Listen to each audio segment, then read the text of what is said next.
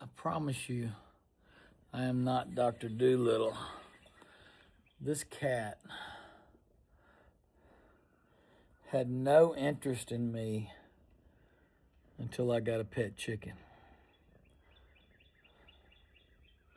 Now that I have a chicken that loves me,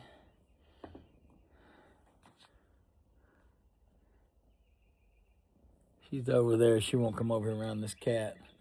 I'm kind of worried about their ability to coexist because I know for a fact this cat eats rabbits and birds because I find them where she's had their dinner. So I'm a little bit worried about my little hen. But right now, she seems very loving.